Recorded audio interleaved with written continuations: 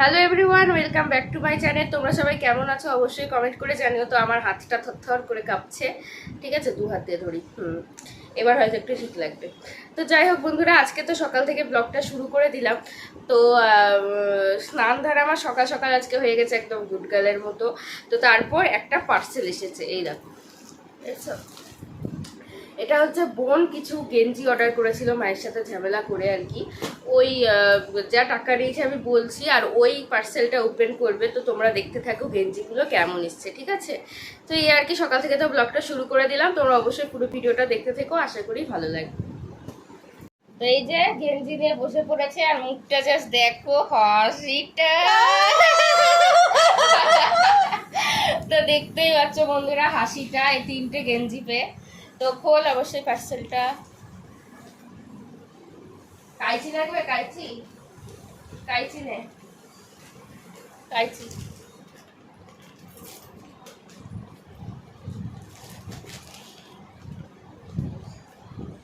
এখন parcel opening চলছে guys. দাঁড়াও, এটাকে একটু উঁচু করে দিই।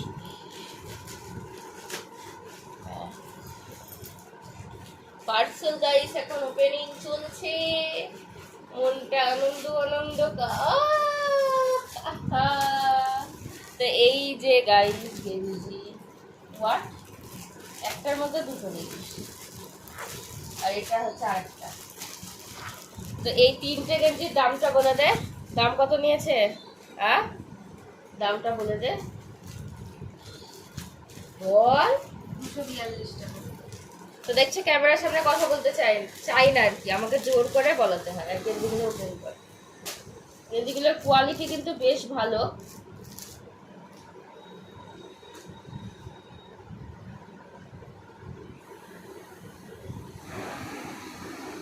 হবে তোর?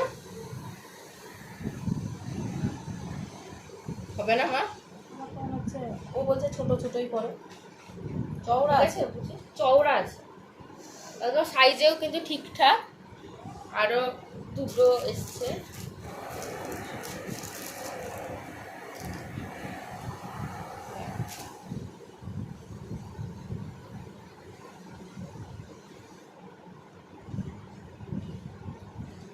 ভালো এসছে কিন্তু গেঞ্জিগুলো অবশ্যই, কারণ এত কম টাকায় তিনটে গেঞ্জি। আর এখন তো অফারে দিচ্ছে, এখন 4টে করে গেঞ্জি দিচ্ছে, তোমরা চাইলে কিন্তু নিতে পারো। মানে যাদের অফার শেষ। সাদাটা খুলছে গাড়ি। তো ওর অ্যাকচুয়ালি বাড়িতে পরার জামার অভাব হয়ে গেছিলো। এটা হয় বাড়িতে পড়তে পড়তে দেখবে আর থাকে না। আমারও করতো, এটা এখনো হয়। মানে বাড়িতে পরার জামা বেশি লাগে বাইরের পরার থেকে। বের কর, বের কর।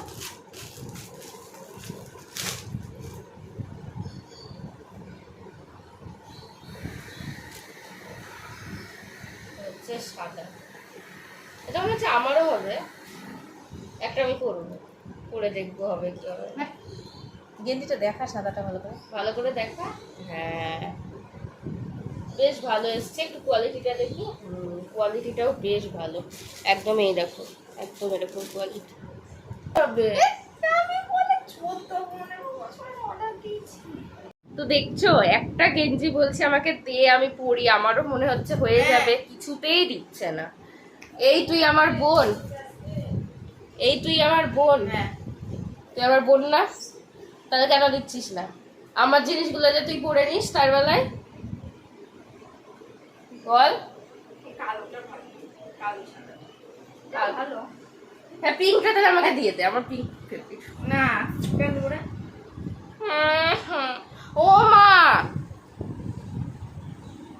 আমি একটা পরবো, আমি জানি না, পরে আসি। চলো একটা ট্রাই করে দেখি, ঠিক আছে?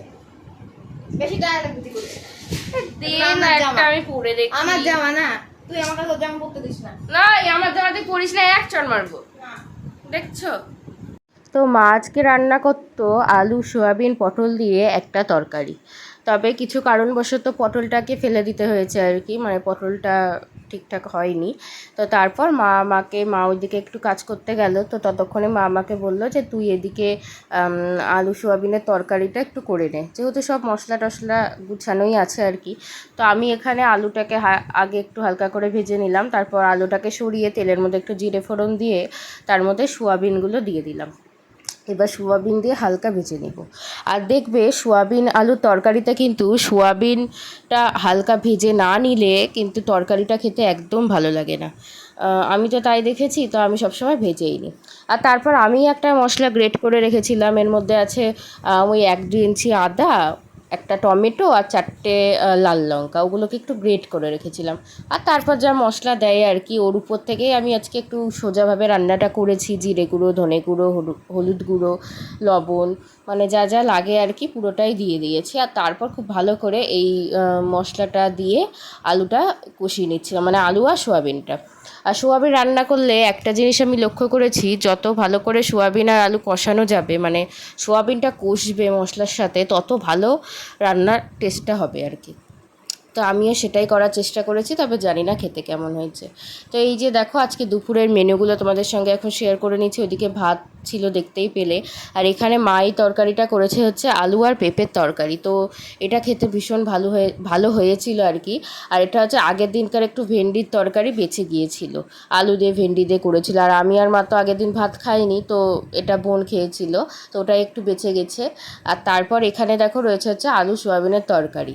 তো এটা খেতে মোটামুটি হয়েছিল, খুব একটা ভালো হয়নি, আবার একবারে কিন্তু ফেলে দেওয়ার মতনও হয়নি। আজকে একটু সোজাভাবেই রান্নাটা আমি করে নিয়েছি। তো তোমাদের সঙ্গে লাস্ট দুপুরবেলায় আজকে দেখা করেছিলাম, কারণ দুপুরবেলা বলতে দুপুরে খাওয়ার সময় মেনুগুলো দেখিয়েছিলাম, তারপর আর তোমাদের সঙ্গে আজকে দেখা করা হয়নি। আজকের ব্লগটা নিশ্চয়ই খুব ছোট হয়েছে, আজকে তো সেরকম কিছু তোমাদের সঙ্গে শেয়ারও করিনি। এই যে এখন আমি আর বোন মিলে খেলাম আর কি, খেয়ে দিয়ে রাতের খাবার হয়ে গেল। বিকেলবেলা গিয়েছিলাম পড়া থেকে এলাম 8টার দিকে, 5:30টার দিকে গিয়েছিলাম, 8টার দিকে এলাম, এসে ভাত খেলাম। সকালকারই খাবার ছিল, একই রান্না বান্না সব কিছুই সেম, তাই তোমাদের সঙ্গে আর দেখালাম না। সেই খেয়েছিলাম আর কিন্তু এখন খেলাম, এই হলো ব্যাপার। 1টার দিকে খেয়েছিলাম, দিয়ে আর বিকেলে খিদে পেলো না, খিদে পেলে ভাতটা তখনই খেয়ে নিতাম। এবার এসে যে ভাতটা খেয়ে নিলাম, হয়ে গেল রাতের খাবার একবারে, তাই না? তো আজকে তো তোমাদের সঙ্গে সেরকম কিছু শেয়ারই করতে পারলাম না। আমি জানি না এই ব্লগটা আমি এখন কন্টিনিউ করছি, এখনই শেষ করে দিচ্ছি না, কারণ এখনও ব্লগটা একবারেই বেশি বড় হয়নি। তো দেখা যাক আর কি, যে কতদূর কি তোমাদের সঙ্গে শেয়ার করতে পারি। আর এখনই ভাত খেয়ে উঠলাম, আর এই যে একজন কাজ করছে, আসতে কিছুতেই ক্যামেরার সামনে চাইছে না আর কি।